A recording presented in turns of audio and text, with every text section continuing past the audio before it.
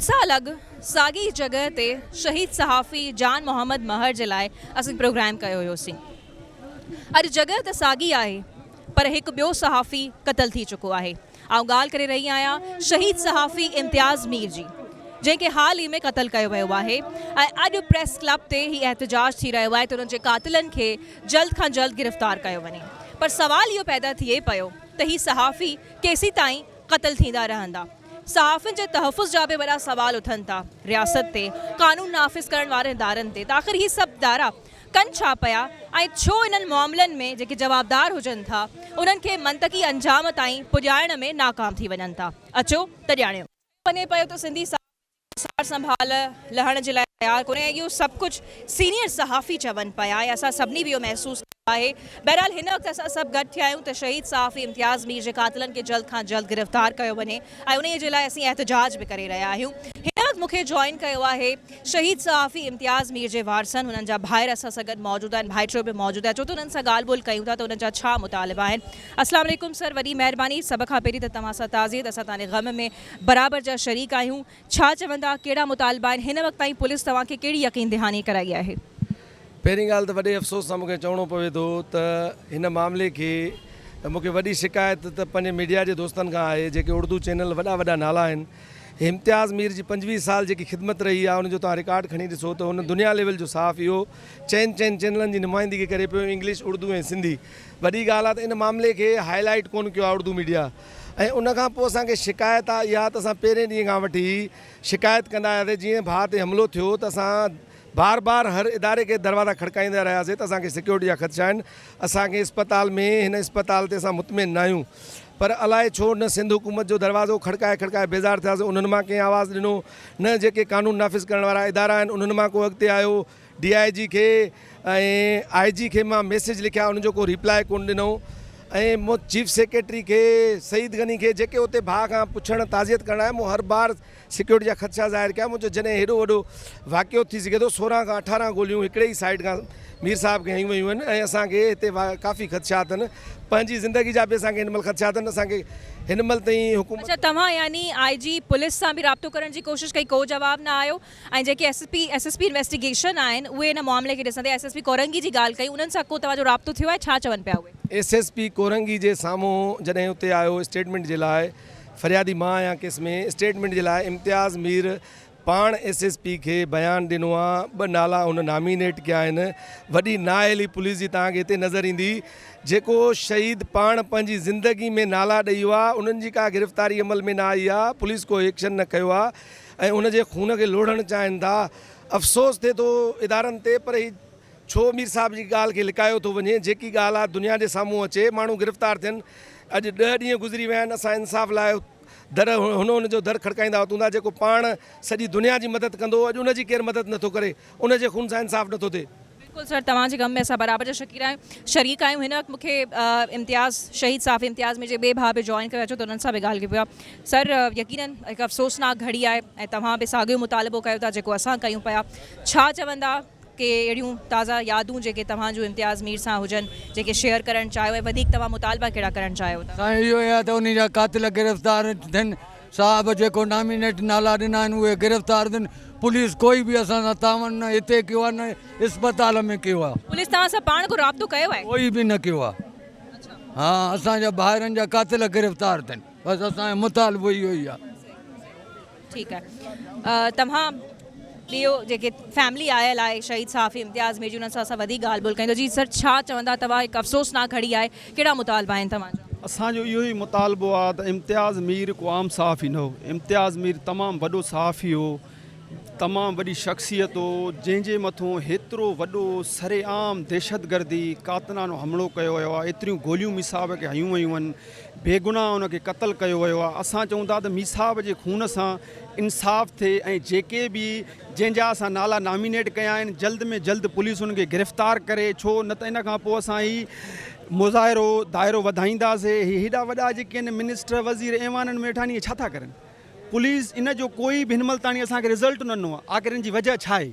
जो असां सां न राब्ते में आहे न उनखे गिरफ़्तार करे थी, नाला बि असां नॉमिनेट करे न आहिनि। असांजो इहो ई मुतालबो आहे त इम्तियाज़ मीर जा कातिल जल्द खां जल्द गिरफ़्तार थियनि ऐं असां सां इंसाफ़ कयो वञे। सर हिन वक़्तु तव्हां सां सरकार जे पारां या पुलिस जे पारां कोई बि राब्ते में कोन आहे? कोई बि तावन न आहे, कोई बि राब्तो न आहे।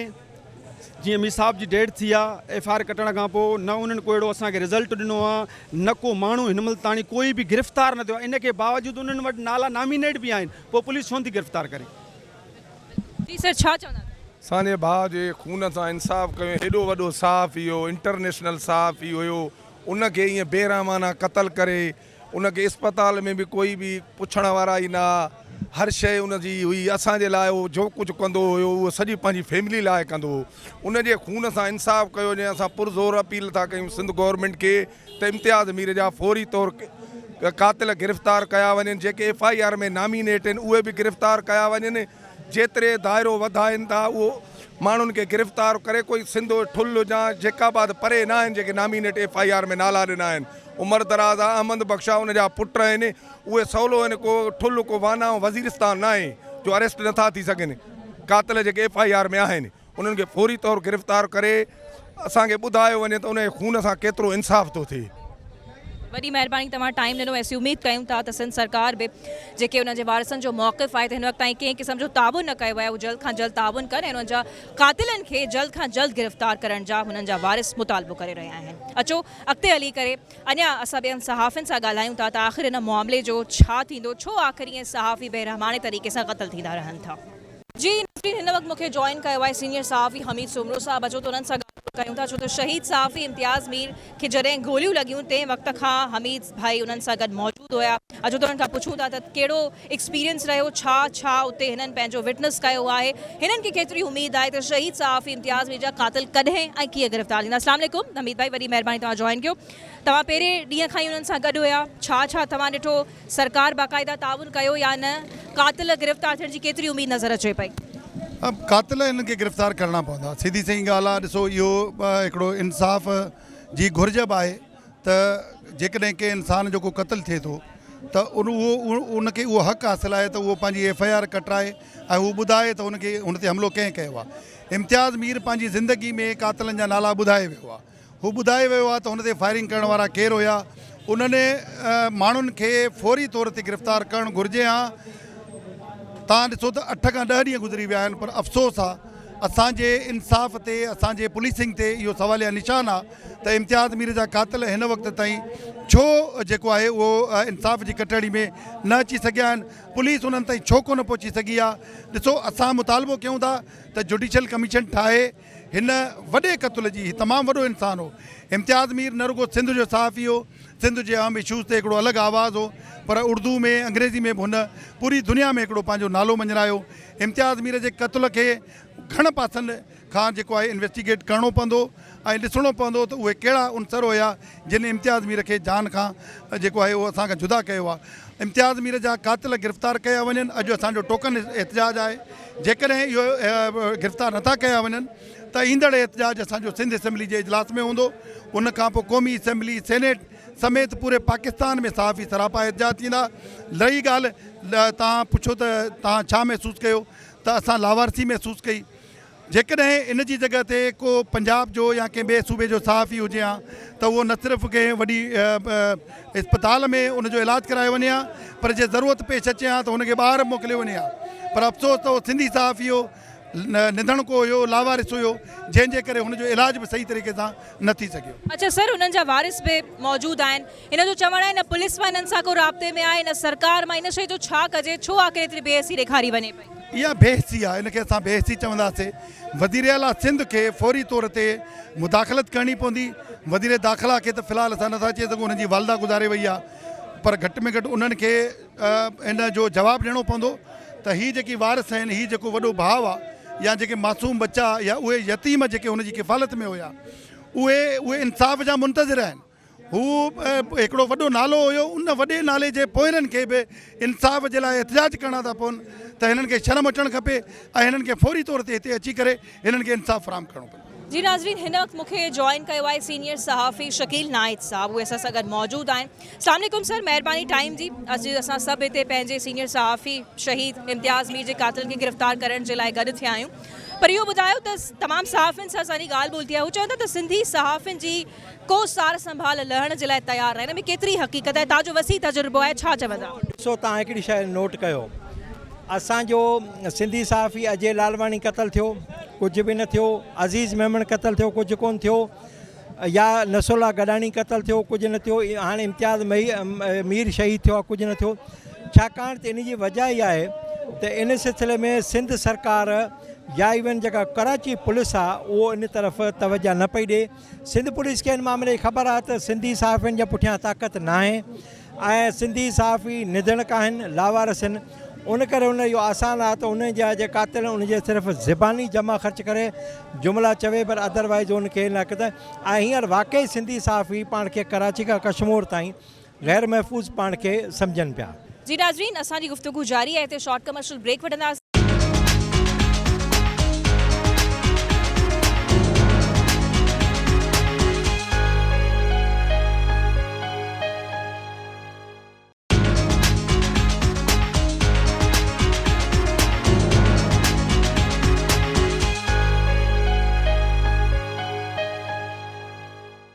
वेलकम बैक नाज़रीन। हाँ अचो त असीं ॻाल्हि ॿोल कयूं। जी नाज़रीन, हिन वक़्तु मूंसां गॾु मौजूदु आहिनि प्रेसिडेंट दी मीडिया फोरम सजाद सुहाग। छो त शहीद सहाफ़ी इम्तियाज़ मीर जी जेसीं ताईं ॻाल्हि कजे त हू दी मीडिया फोरम जा मेंबर बि हुया। अचो त हिननि सां ॻाल्हि ॿोल कयूं था त छा चवणु आहे, केतिरो पुरुमीद नज़र अचनि था त छा शहीद सहाफ़ी इम्तियाज़ मीर जा क़ातिल जल्द गिरफ़्तार थींदा या न, ऐं छो आख़िर सिंधी सहाफ़ियुनि जी सार संभाल नथी रही वञे। अस्सलाम वालेकुम सजाद साहब, महिरबानी तव्हां असांखे जॉइन कयो, छा चवंदा? वालेकुम अस्सलाम। ऐं असां जो इहो ई मुतालबो आहे ऐं असां बि इहो ई चऊं था त इम्तियाज़ मीर खे हिकिड़ो दफ़ो क़तल नाहे कयो, इम्तियाज़ मीर खे 3 दफ़ा क़तल कयो। हिकिड़ो उन्हनि क़ातिलनि कयो जेको उन्हनि खे रोड ते क़तल कयो। ॿियो उहे असांजो पुलिस जो महकमो जीअं हींअर ताईं का CCTV फुटेज बि हासिलु न करे सघिया आहिनि। टियों इस्पताल जे उन्हनि डॉक्टरनि जी, उन इंतिज़ामिया जी ग़फ़लत उनखे क़तल कयो, जंहिंजे हथनि में असां महफ़ूज़ सम्झे इम्तियाज़ मीर खे खिलंदो ॻाल्हाईंदो छॾे वियासीं। असांजी इहा ई रिक्वेस्ट आहे सभिनी ॾिसण वारनि जे लाइ, सभिनी इदारनि खां, त असां बि ओतिरा ई पाकिस्तानी आहियूं, असां बि ओतिरो ई मोहबत कयूं था पंहिंजे दीन सां, पंहिंजे मुल्क सां। पर ख़ुदा रा असांजे सिंधी मीडिया जे दोस्तनि खे, सहाफ़ियुनि खे कॾहिं रस्तनि ते, कॾहिं फुर जे मुज़ाहिमत ते, कॾहिं उन्हनि खे ज़हनी दबाव में विझी करे ख़ुदकुशियुनि जा बहाना ऐं ॻाल्हियूं करे उनखे क़तल न कयो वञे। हो जहिड़नि पैकेजिस ते कमु कनि था, जेतिरी महिनत करे कमु कनि था, कंहिं बि मीडिया हाउसिस सां अगरि उन्हनि जो मुक़ाबिलो कयो वञे त असांजा दोस्त किथे बि घटि न आहिनि। पर छा उन्हनि खे ईअं ई बेदर्दी सां क़तल कयो वेंदो ऐं उनजी का बि मालिकी न थींदी त असां छा सम्झूं? ही कहिड़ा पैगामात आहिनि, कंहिंजे लाइ पैगामात आहिनि? अच्छा सजद भाई, छा सम्झो पिया तव्हां जहिड़ी रीति सवाल उथारिया वञनि पिया त सिंधी सहाफ़ी जी का सार संभाल आहे, इन में कसूर कंहिंजो आहे? त छा सिंधी सहाफ़ी सरकार खे रियलाइज़ नथा कराए सघनि, कानून नाफ़िज़ करण वारे इदारनि खे किथे पंहिंजूं कमियूं कोताहियूं बि आहिनि, या सिधी सही ग़लती, सिधियूं सयूं आङुरियूं उन्हनि तरफ़ां ई खणणु घुरिजे? एक्चुअली ॾिसो न, हींअर बि असां वेठा आहियूं सिंध जे दिलि कराची में वेठा आहियूं। कराची में हेॾा वॾा प्रोग्राम्स थियनि था। तव्हां मूंखे ॿुधायो त कहिड़े सिंधी मीडिया जे माण्हुनि खे उते मदऊ कयो थो वञे, उन्हनि खे उहे लवाज़मात, उहे प्रोटोकॉल्स ॾिना वञनि था जेके ॿियनि मीडिया हाउसिस खे, सो कॉल्ड नेशनल मीडिया खे ॾिना वञनि था। उहे पैकेजिस ॾिसनि। सिंध गवर्नमेंट ऑफ पाकिस्तान जॾहिं मीडिया जे आवाज़ जी ॻाल्हि कई थी वञे त असांजे मीडिया में कमु कंदड़ दोस्तनि वटि 20-25 सालनि जो तजुर्बो आहे ऐं घणनि वटि इन खां बि वधीक आहे। पर उनजो मुवाज़नो कंदो त उनजे पैकेजिस में ज़मीन ऐं आसमान जो फ़र्क़ु नज़र ईंदो। ॿियो, सिंधी मीडिया जे हवाले सां बिल्कुलु ईअं असांखे ॻणती आहे त जॾहिं बि कंहिं सिंधी सहाफ़ी सां को इशू थिए थो, पोइ जान मोहम्मद महर हुजे, असांजो AD शर हुजे, असांजो ख़ावर हुसैन हुजे, असांजो इम्तियाज़ मीर हुजे, हींअर ताईं कंहिं बि पार्टी जे सरबराहनि उन हिसाब सां मज़म्मत न कई आहे। उहे हींअर ताईं लड़ी न आया आहिनि। उन्हनि हींअर ताईं न पुछो त भाई तहक़ीक़ात किथे पहुती, छा करिणो आहे, छा लाइन ऑफ एक्शन आहे, कंहिंसां बि शेयर कोन कयो वियो आहे। इहा ॻणती आहे असां सभिनी खे। वॾी महिरबानी असां सां ॻाल्हाइण जे लाइ। बहरहाल इहा ई असां उमेद कयूं था त जल्द खां जल्द शहीद सहाफ़ी इम्तियाज़ मीर जा क़ातिल गिरफ़्तार कया वञनि। सो मूंसां गॾु हिन वक़्तु मौजूदु हुया प्रेसिडेंट दी मीडिया फोरम, उन्हनि सां गॾु तव्हांखे बीठल नज़र ईंदा दी मीडिया फोरम जा तमामु मेंबर्स। सो अॻिते हली करे असां आवाज़ TV जे सॼो समूरे ग्रुप ऐं समूरा साथी हिते मौजूदु आहिनि। अचो त उन्हनि सां बि हली करे ॻाल्हि ॿोल कयूं था, छो त हू असांजा सीनियर कॉलीग हुया। हिन वक़्तु तमामु जेकी सहाफ़ती बिरादरी आहे उहा हिकु ट्रॉमा मां गुज़री रही आहे। सो आवाज़ TV जे ग्रुप सां ॻाल्हायूं था त हुननि जो छा चवणु आहे। नाज़रीन, हिन वक़्तु मूंखे आवाज़ TV जे समूरे ग्रुप जॉइन कयो आहे ऐं ही तमामु साथी इन एहतजाज में शरीक थियण जे लाइ आया आहे। हिननि जो बि इहो ई मुतालबो आहे मूं समेत त शहीद सहाफ़ी इम्तियाज़ मीर जे क़ातिलनि खे जल्द खां जल्द गिरफ़्तार कयो वञे। सो ही समूरो ग्रुप हिते मौजूदु आहे, जंहिंमें असांजा सीनियर रिपोर्टर्स बि आहिनि, असांजी HR बि असां सां गॾु मौजूदु आहे। अचो असां पंहिंजे क्राइम रिपोर्टर खां पहिरीं ॻाल्हि ॿोल करे वठूं था। ही बि आवाज़ TV जो हिसो आहिनि। इम्तियाज़ मीर असांजा सीनियर कॉलीग आया। आमिर सुप्रो मूंसां मौजूदु आहिनि। आमिर, छा चवंदा तव्हां? हिकु अफ़सोसनाक घड़ी आहे, असां सभु हिकिड़े कॉज़ जे लाइ हिते गॾु थिया आहियूं। का उमेदु नज़र अचे पई? वारिसनि जूं त तमामु घणियूं शिकायतूं आहिनि त को बि हुननि सां राब्ते में कोन आहे। जी बिल्कुलु, उमेद नज़र कोन थी अचे। पुलिस जेको आहे ॼाणी वाणी इम्तियाज़ मीर जो जेको क़त्ल जो केस आहे उहो लोड़ण जी कोशिशि करे रही आहे। ऐं जॾहिं त बिलावल भुट्टो इन जो नोटिस वरितो, वज़ीर आला सिंध वरितो, सीनियर सूबाई वज़ीर घरू वज़ीर बि नोटिस वरितो त जेके इम्तियाज़ मीर जा क़ातिल आहिनि उहे गिरफ़्तार कया वञनि, पर अफ़सोस पुलिस शुरूआत खां ई हिकिड़ो कमज़ोर केस ठाहियो। ऐं इम्तियाज़ मीर जेरे ई जेको आहे जॾहिं ज़ख़्मी हुयो त उन टाइम ई पुलिस खे ॿुधायो वियो त फलाणा माण्हू मुंहिंजे मथां हमिलो कयो आहे, तव्हां उन्हनि जे मथां केस दाख़िल कयो ऐं उन्हनि खे गिरफ़्तार कयो। 11 ॾींहं गुज़रण बावजूदि पुलिस कख भञी बीणो न आहे कयो, पुलिस रस्तो बि न आहे ॾिनो त आख़िर हिन केस में छा थियो। नामिनेट जेके इम्तियाज़ मीर जा क़ातिल आहिनि उन FIR में इम्तियाज़ मीर जी FIR पहिरियां जेकी कमज़ोर कटी हुई, उनखां पोइ दहशतगर्दी जा कलम उन में लॻाया विया आहिनि। ऐं जॾहिं त 302 खून जा क़त्ल जा केस बि लॻाया विया आहिनि। ऐं जवाबदार बि सिंध जे शहर जेकमबाद में रहनि था। हींअर पुलिस चई रही आहे त बलोचिस्तान में, त छा बलोचिस्तान परे आहे? छा सिंध पुलिस बलोचिस्तान हुकूमत खे लिखियो आहे त असीं क़ातिलनि जी गिरफ़्तारी लाइ छापा हणूं? पुलिस ॼाणी वाणी केस लोड़ण जी कोशिशि करे रही आहे, पर कंहिं बि सूरत में इम्तियाज़ मीर जे केस खे ख़राबु करणु न ॾींदासीं पुलिस खे। तमामु घणो अहम हिसो आहिनि ऐं मुसलसिल ज़ाहिरा समूरो स्टाफ आहे, समूरी सथ आहे, हिक ॿिए सां राब्ते में रहंदा हुआसीं। उहे एहसास, उहे जज़्बा सभु ताज़ा लॻा पिया आहिनि। जहिड़े हवाले सां इम्तियाज़ मीर ऑफिस जे अंदरि एंटर थींदा हुआ, उन्हनि जो आवाज़ हिन वक़्तु ताईं असां सभिनी खे कननि में गूंजे थो। जमशेद भाई सां ॻाल्हि करे वठो। जमशेद, छा चवंदा? तमामु अफ़सोसनाक लम्हात हिन वक़्तु हली रहिया आहिनि, छा चवणु आहे तव्हांजो? अस्सलाम वालेकुम मैम, मां हिकु शइ हिन में ऐड करणु चाहींदुसि त इम्तियाज़ मीर ख़ाली मुंहिंजो कोलीग न हुयो, पर मुंहिंजो बेस्ट फ्रेंड बि हुयो। ऐं जेतिरो टाइम मां उन्हनि सां गुज़ारियो, तक़रीबन 2 साल जो अरसो गुज़ारियो, पर मां नथो सम्झां त मूंखां वधीक बहितर उन्हनि खे केरु सुञाणींदो हुयो। त जेके बि असांजी कचहरियूं थींदियूं, ॻाल्हियूं थींदियूं, उन ॾींहं ते बि 11:30 बजे हमिलो थियो।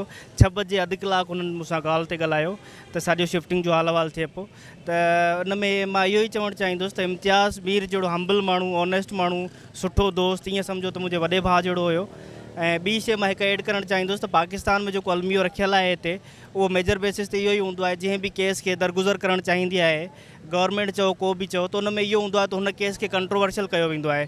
त हिन केस में बि इहो ई अलमियो थियो आहे त इन केस खे बि कंट्रोवर्शियल कयो वियो आहे। ट्विटर ते हिकु ॻाल्हि हले पई, ॿी शइ ते ॿी ॻाल्हि हले पई। त कंट्रोवर्शियल करण जो ई मक़सदु इहो हूंदो आहे त जीअं हे केस सरासर ख़तमु थी वञे। इन मीनवाइल आख़िर में मां इहो चवणु चाहींदुसि त उन्हनि जे भाउ सां मुंहिंजो बि हाल अहिवाल थियो, त उन्हनि चयो त जेको हिन केस में नॉमिनेटिव माण्हू आहे, उनजो जेको नालो आहे सरदार उमर दराज़ भंगर आहे, त उन्हनि जो हो पंहिंजो तमामु घणो ज़ोर सां इन्फ्लुएंस हणनि था त हिन FIR मां पंहिंजो नालो कढाइनि। त मां इहा ई अपील कंदुसि पूरी जी सिंध पुलिस खे, IG सिंध खे, त इन ते नज़र सानी कई वञे, इन ते गौर कयो वञे। इम्तियाज़ मीर को मामूली माण्हू न हुयो, he was just not like a national reporter और जर्नलिस्ट। हे जेको हुयो out of borders, beyond borders बि हिननि कमु कयो।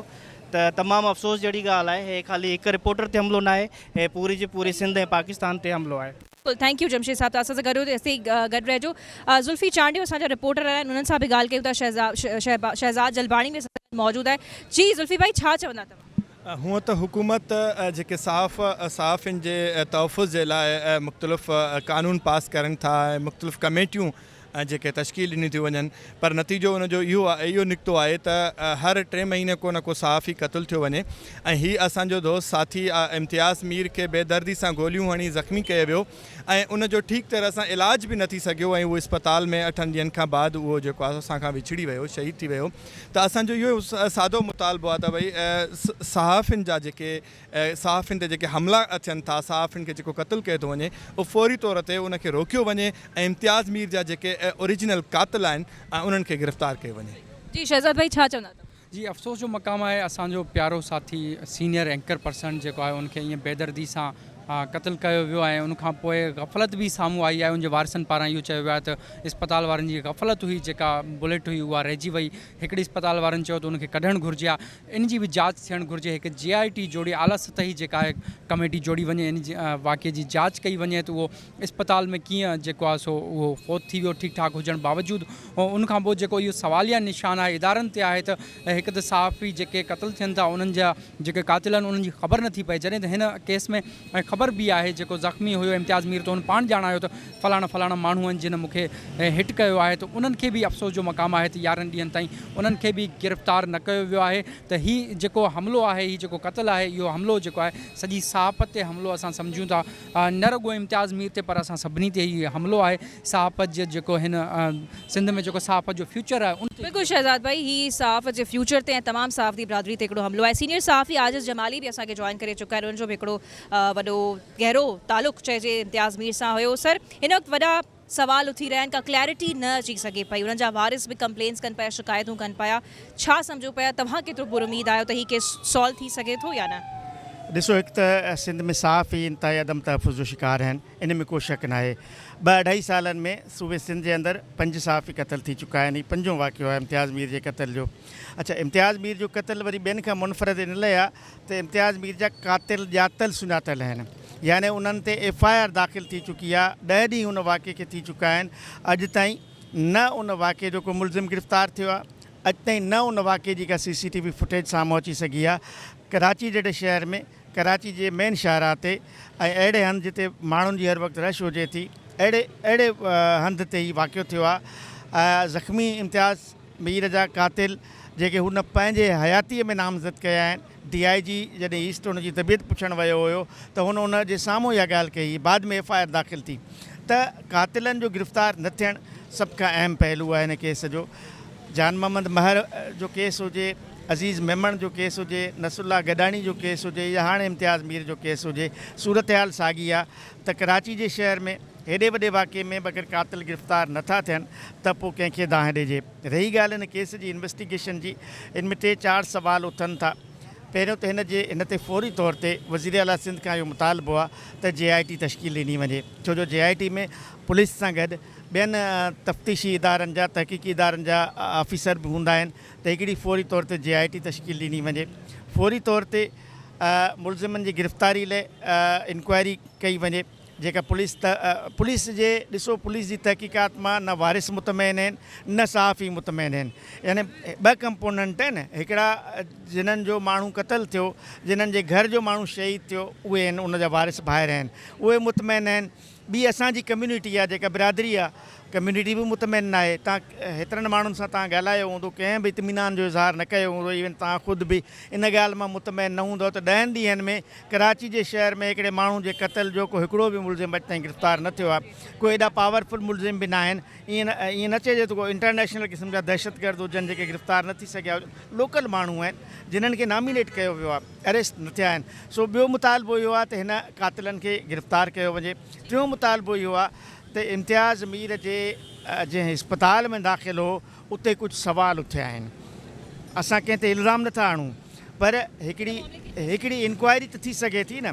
जिन डॉक्टरनि जो ऑपरेशन कयो आहे उनजी हिकिड़ो मेडिकल बोर्ड ठाहे उनजी इंक्वायरी कई वञे, इहो असांजो मुतालबो आहे। ठीकु आहे, thank U very much sir for speaking to us. ऐं समूरी असां आवाज़ TV न्यूज़ जे टीम जा बि शुक्रगुज़ार आहियूं त हुननि असां सां ॻाल्हि ॿोल कई। नाज़रीन, बहरहाल मामला असां रखियासीं। जीअं आजिज़ जमाली साहब जो बि आहे त को बि हिन वक़्तु ताईं मुतमईन नज़र न आयो आहे। सो बहरहाल सभिनी सहाफ़ियुनि जो, सिविल सोसाइटी जो इहो ई मुतालबो आहे त शहीद कातिलनि खे जल्द खां जल्द गिरफ़्तार कयो वञे ऐं पुलिस नाफ़िज़ करण वारा ख़ासि करे उहे थोड़ी सीरियसनेस एक्सप्रेस कनि। मूंसां गॾु मौजूदु आहे जर्नलिस्ट सनाउल्ला हशमाणी। अचो त उन्हनि खां ॼाणियूं था। अस्सलाम वालेकुम सनाउल्ला, छा सम्झो पिया सहाफ़ियुनि जे अक्सर क़त्ल जे पोयां कहिड़ा कारण हुजनि था? थैंक यू लैला तव्हां हिन अहम मौज़ू ते मुंहिंजो मौक़ो वरितो। एक्चुअली सिंध जे अंदरि ही पुराणी प्रैक्टिस रही आहे सहाफ़ियुनि जे ख़िलाफ़ु न सिर्फ़ु उन्हनि खे शहीद कयो वञे थो पर असांजे सहाफ़ियुनि ते सिंध जे अंदरि कूड़ा केसिस वर्बल उन्हनि जी हिरासमेंट थिए थी, नॉन वर्बल हिरासमेंट थिए थी, ऑनलाइन हिरासमेंट थिए थी। असां वटि सिंध वाहिद सूबो आहे जे सहाफ़ियुनि जे तहफ़ुज़ लाइ क़ानून त पास कयो सिंध असेंबली, पर उन ते इम्प्लीमेंटेशन टके जी हिन वक़्त ताईं न आहे थी। अॼु बि केसिस थियनि था, कमीशन जी का कारकर्दगी जेकी आहे उहा सवालिया निशान बणियल आहे। ख़ुर्शीद रिज़वी साहब जेसिताईं हुया तेसिताईं कमीशन कुझु न कुझु कमु करे पई। उन्हनि जे जॾहिं डेथ थी आहे उन खां बाद में कमीशन जी कहिड़ी कारकर्दगी आहे हिन वक़्त ताईं कंहिंखे ख़बर कोन्हे। कमेटी जा जेके मेंबर्स आहिनि उनजी छा रिपोर्ट आहे का सम्झो। इम्तियाज़ मीर साहब जो जेको वाक़ियो आहे उहो इंतिहाई अफ़सोस जो वाक़ियो आहे। इम्तियाज़ मीर साहब सिंधी मीडिया तोड़े उर्दू मीडिया जो हिकिड़ो वॾो नालो हुयो। उन जे क़तल खे हेतिरा ॾींहं गुज़री विया आहिनि, उन ते हमिलो थियो 21 सेप्टेम्बर ते, हिन वक़्त ताईं कातिल गिरफ़्तार न थिया आहिनि। पुलिस जी जेकी कारकर्दगी आहे उहा मतिलबु शर्म जोगी ॻाल्हि आहे त पुलिस हेॾे वॾे सहाफ़ी जे जेके उन हमले में मुलविस माण्हू आहिनि उन्हनि खे हिन वक़्त ताईं आइडेंटिफाई न करे चुकी आहे। पहिरियां उन्हनि हिकिड़ो मौक़िफ़ ॾिनो त ज़ाती इशू आहे, हाणे पुलिस उनखे ॿिए मौक़िफ़ ॾांहुं वठी वञे पई त पुलिस जी डायरेक्शन पंहिंजी क्लियर न आहे त हिन वक़्तु हू छा पिया कनि। ऐं नई उन हवाले सां को अहिड़ो बाज़ाब्ता तौरु मौक़िफ़ न वारिसनि खे आगाह कयो वियो आहे, न जर्नलिस्ट कम्युनिटी खे आगाह कयो वियो आहे। बिल्कुलु महिरबानी सनाउल्ला जो नाज़रीन कुझु कंसर्न्स आहिनि त सिंधियुनि सहाफ़ियुनि जी सार संभाल कोन लधी वञे थी सरकार जे पारां, ऐं ख़ासि करे शहीद सहाफ़ी इम्तियाज़ मीर जे क़तल केस में का क्लैरिटी मौजूदु न आहे। हिन वक़्तु मूंसां गॾु मौजूदु आहे एडवोकेट इरफान महबूब जेके सीनियर एंकर पर्सन बि आहे। अचो त हुननि सां ॻाल्हि ॿोल कयूं था। ऐं गॾोगॾु मूंखे सूरज कुमार बि जॉइन कयो आहे जेके एंकर पर्सन आहिनि, जर्नलिस्ट आहिनि। सो ॿिन्ही जी महिरबानी। ऐं हिन वक़्तु असां सभु साथी गॾु थिया आहियूं जेको शहीद सहाफ़ी इम्तियाज़ मीर जे क़ातिलनि खे गिरफ़्तार करण जे हवाले सां एहतिजाज थी रहियो आहे। पहिरियों त ॿुधायो तव्हां एडवोकेट बि आहियो, उन केस खे एडवोकेट जे पर्सपेक्टिव खां कीअं ॾिसो पिया, किथे किथे कमियूं कोताहियूं तव्हांखे हेल ताईं नज़र आयूं आहिनि? ॾिसो, पहिरीं ॻाल्हि त 8 ॾींहं थी विया आहिनि अटैक खे। 8 ॾींहंनि खां पोइ मीर साहब शहीद थिया। 8 ॾींहं तमामु वॾो अरसो आहे। FIR बि उनजी दाख़िल थी वई आहे। जेकॾहिं पुलिस चाहे हा त उन जा जेके क़ातिल आहिनि उहे गिरफ़्तार करे पई सघे। जेतोणीकि FIR में जवाबदारनि जा जेके नाला आहिनि उहे नॉमिनेट आहिनि, बिल्कुलु वाज़े आहिनि। पर बदकिस्मती आहे त हिन केस में पाण खे मुतज़ाद ख़बरूं मिलनि थियूं। हिकिड़ियूं ख़बरूं आहिनि या हिकिड़ो जेको मामिलो आहे FIR में ॾिनो वियो आहे उन पासे खां सोचिजे थो। ॿियो हिकिड़ो पासो आहे जेको इसराइल जे हवाले सां तव्हां ॾिसो पिया, सोशल मीडिया जी ज़ीनत आहे या इन ते खुली करे कोई ॻाल्हाइण जे लाइ तयारु कोन्हे। सो रियासती इदारनि जे लाइ ही हिकिड़ो जेको केस आहे, हूअं त केतिरी सहाफ़ी अॻु में बि शहीद थिया आहिनि, उन्हनि जा पाण ॾिठा आहिनि क़ातिल गिरफ़्तार कोन थिया, ऐलान थींदा आहिनि, नोटिस वठंदो आहे वॾो वज़ीर, इंफॉर्मेशन मिनिस्टर असांजो, कमेटियूं ठही वेंदियूं आहिनि, इन्वेस्टिगेशन थींदियूं आहिनि, पर अॼु ताईं कंहिं हिकु सहाफ़ी जो केस बि मंतकी अंजाम ताईं न रसियो आहे। सो हिन केस में बि जेतोणीकि पाण खे मुतज़ाद ख़बरूं मिलनि थियूं या इन जे पोयां मुख़्तलिफ़ वाक़िया आहिनि जेके बयानु कया वञनि था, त इहे जेके 8-10 ॾींहं थी विया आहिनि इन में पुलिस खे इन मामले जी तह ताईं पहुची वञणु खपे हा त आख़िरकार ही मामिलो पेश छो आयो ऐं मीर साहब जी शहादत पुछां कहिड़ा कारण आहिनि, इन खे छो क़तलु कयो वियो आहे।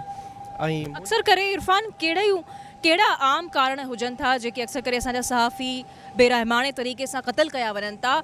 आम रीज़न्स कहिड़ियूं आम तौर ते तव्हांखे नज़र अचनि थियूं? असांखे शहीद सहाफ़ी जान मोहम्मद महर जो केस पे ताज़ो यादि ई आहे, उनजो सूर बि अञा ताईं न विसरियो त हिकु ॿियो सहाफ़ी शहीद थी वियो। मुंहिंजी नज़र में ॿ हिन जा ॿ जेके पासा आहिनि उहे बुनियादी सबब आहिनि। नंबर 1 त पाकिस्तान ख़ासि तौरु सिंध में मज़ामती सहाफ़त जेका पंहिंजा आख़िरी पसाह खणे पई उहा कुझु धुरनि खां हज़म कोन पई थिए। ॿियो इहो आहे त पाकिस्तान ख़ासि करे सिंध जा जेके सहाफ़ी आहिनि उहे सॉफ्ट टारगेट आहिनि, निंदड़का आहिनि, उन्हनि जी कंहिं क़िस्म जी का मालिकी कोन्हे का।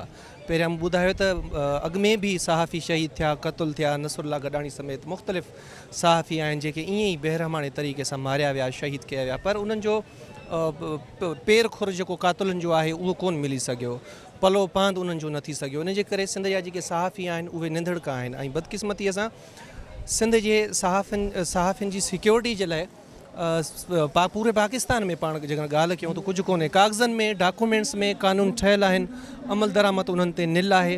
ऐं पाकिस्तान तव्हां ॼाणो था, तव्हांजी सुठी रिसर्च आहे त पाकिस्तान जो शुमारु उन्हनि मुल्कनि में आहे जेके सहाफ़ियुनि जे लाइ ख़तरनाक तरीन मुल्क आहे। बिल्कुलु ईअं ई आहे। वॾी महिरबानी तव्हां सां गॾु आहे। सूरज बि गॾु आहे। सूरज छा चवंदा? मुंहिंजे लाइ इलाही इहो ग़म वारी ॻाल्हि आहे। असां अञा ताईं शौक़ में अवल त हिन एहतिजाज जी नौबत न अचणु खपे हा। हिन खां पहिरीं जेका आहे क़ातिल पकड़ी चुका हुजनि हा, पर असां छाकाणि त सिंधी आहियूं ऐं बदकिस्मती सां जेका असांखे थर्ड कैटेगरी जो जेका आहे सिटीज़न करार पियो ॾिनो वञे त असां जॾहिं असांजा साफ़ी जेका ईअं क़तल थियनि था त का हुननि जे पोयां का इन्वेस्टिगेशन उन क़िस्म जी नथी थिए। सिंध हुकूमत खे असां जेका आहे दरख़्वास्त था कयूं त हुननि जा क़ातिल जल्द खां जल्द जेका पकड़िया वञनि। नाज़रीन, तव्हां तमामु सहाफ़ियुनि जी ॻाल्हि ॿुधी, न सिर्फ़ु सहाफ़ियुनि जी पर शहीद सहाफ़ी इम्तियाज़ मीर जे वारसनि जो बि मौक़िफ़, हुननि जा खोड़ सारा कंसर्न्स ऐं रिज़र्वेशन्स आहिनि इन केस खे तावन जो मुतालबो कनि था। हुननि जो चवणु आहे त सरकार जे उन्हनि अहम नुमाइंदनि सां ॻाल्हि करण जी कोशिशि कई पर बदकिस्मती सां हुननि खे कंहिं बि जवाबु न ॾिनो आहे। न सिर्फ़ु एतिरो पर हू गॾोगॾु क़ातिलनि जी गिरफ़्तारी जो बि मुतालबो कनि था। IG सिंध सर गुलाम नबी मेमन खां बि जो इहो मुतालबो आहे त जल्द खां जल्द गिरफ़्तार कया वञनि। बहरहाल जेसीं ताईं का सीरियसनेस कानून नाफ़िज़ करण वारनि इदारनि जे तरफ़ां शो न कई वेंदी, अफ़सोस सां चवणो पवे पियो ईअं ई असांजा सहाफ़ी शहीद थींदा रहंदा, सरेआम क़तल थींदा रहंदा। इजाज़त ॾींदा, अल्लाह हाफ़िज़।